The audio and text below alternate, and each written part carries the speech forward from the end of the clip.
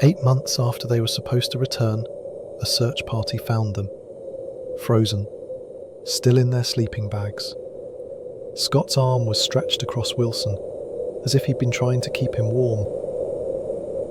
His last entry read, "It seems a pity, but I do not think I can write more. For God's sake, look after our people." June 15th, 1910. Terra Nova departs from Cardiff, carrying an expedition with one overriding ambition: to be the first humans to reach the South Pole.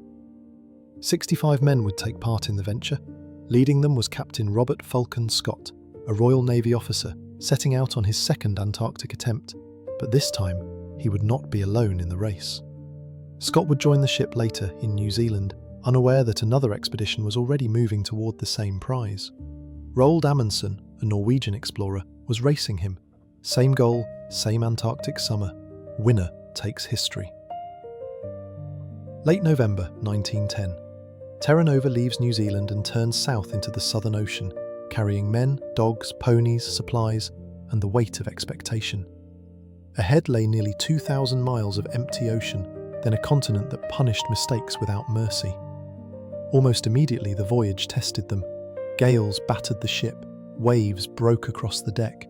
Scott wrote of how the cold seemed to sharpen everything: the wind, the labour, and the strain.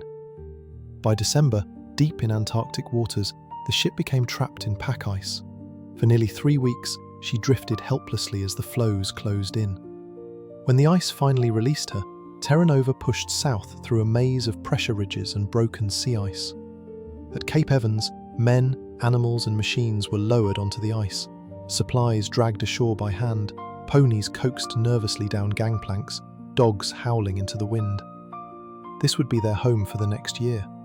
A prefabricated wooden hut was hauled ashore and erected piece by piece, a solid refuge against a continent that offered none. Inside, bunks were built, stores stacked, order imposed. Scott was meticulous, every crate logged, every ration planned months in advance. As winter closed in, the base settled into routine. Ponies were exercised on short, punishing marches. Dogs were trained and retrained, harnesses adjusted, loads weighed again and again. Sledges were stripped, repaired, reinforced, every runner smoothed, every joint checked. Routine wasn't comfort here, it was survival, measured in preparation and repetition.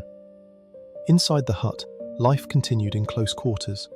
Meals were shared, equipment mended, journals written late into the night.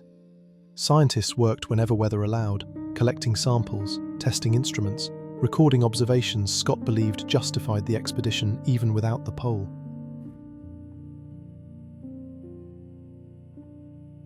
Winter 1911. The sun vanished. Temperatures fell below 40 below. Depot parties moved south whenever weather allowed, hauling food, fuel and markers across the barrier. Each journey pushed the lifeline a little farther, then turned back before the cold could kill them. Dogs were hardened to distance, loads tested, recalculated, reduced. By the time the light returned, the route south was no longer empty. It was mapped in rations, flags and risk, laid down mile by mile in the dark. What lay ahead was nearly 900 miles. 60 days out, 60 days back. Tight, but possible.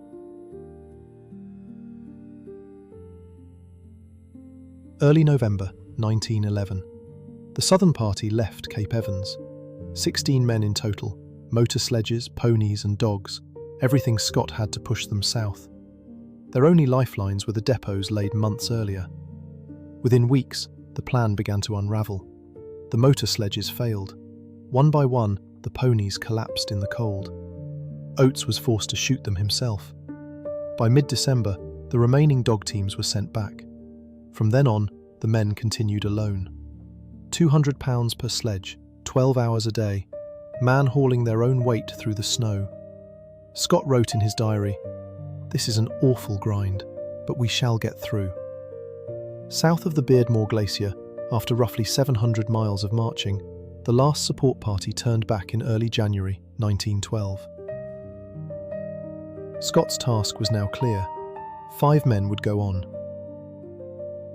Dr. Edward Wilson, Scott's closest friend, a scientist and artist who had drawn almost every bird species they encountered in Antarctica. In his diary, he once wrote, "I have never been happier." Henry Birdie Bowers, barely 5.5 feet tall, a master navigator, able to fix a position by the stars in conditions few men could endure. Petty Officer Edgar Evans, the strongest man on the expedition, a husband, a father of 2. Captain Lawrence Oates, a cavalry officer. He had contributed his own money to join the expedition. He loved the ponies, called them by name. January 16th, 1912. Getting very close now. They were averaging 15 miles a day, frostbitten, starving, but still moving. And then Bowers saw something. Scott notes, Bowers' sharp eyes detected what he thought was a cairn. We marched on, found it was a black flag tied to a sledge bearer. Near it, the remains of a camp, tracks, paw prints. The Norwegians have forestalled us in a first at the pole. It is a terrible disappointment, and I'm very sorry for my loyal companions. They planted the Union Jack, took a photograph to prove they'd made it, and turned around. Not one of them would survive the journey home. The return was a slow death. The weather turned savage. -40, -50. Colder than it had been on the way down. Their depots were spaced too far apart. They were desperately short of food. Frostbite was spreading. February 17th, Scott wrote, "A very terrible day.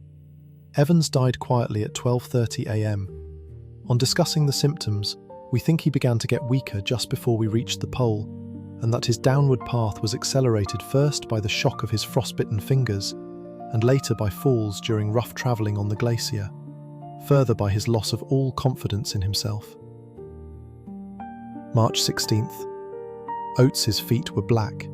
Every step was agony. That morning, a blizzard trapped them. They couldn't march. The tent was freezing. Oates sat up in his sleeping bag and said, "I am just going outside. I may be some time." He walked out into the blizzard. They never saw him again. March 19th. They were 11 miles from 1-ton depot, a supply cache with food and fuel. 11 miles, a day's march in good weather. But the blizzard wouldn't stop. They pitched their tent and waited. The storm never cleared. For over 8 days they were trapped. To his wife, Scott wrote, "What lots and lots I could tell you of this journey. How much better it has been than lounging in comfort at home. What tales you would have for the boy. But oh, what a price to pay. To forfeit the sight of your dear, dear face." March 29th, 1912. His last entry. "Every day we have been ready to start for our depot 11 miles away, but outside the door it remains a scene of whirling drift. We shall stick it out to the end, but we are getting weaker, of course, and the end cannot be far. It seems a pity, but I do not think I can write more." November 12th, 1912. A search party found them. The tent was buried under snow. Inside, Scott lay between Wilson and Bowers. Their journals, letters, and photographic film were intact. Strapped to the sledges outside were 35 pounds of geological specimens, rocks they'd hauled back from the pole. They built a cairn over the tent. They didn't move the bodies. Antarctica was their grave. History calls them heroes, failures, fools who died for pride. But they weren't symbols. They were men. Men with children waiting. Men who loved birds and ponies and the stars. Men who believed that reaching the pole, proving it could be done, was worth the cost. Scott's expedition didn't win the race, but it proved something else. The absolute limit of what the human body can endure. And when there was nothing left but dignity and frozen fingers, they faced the end together.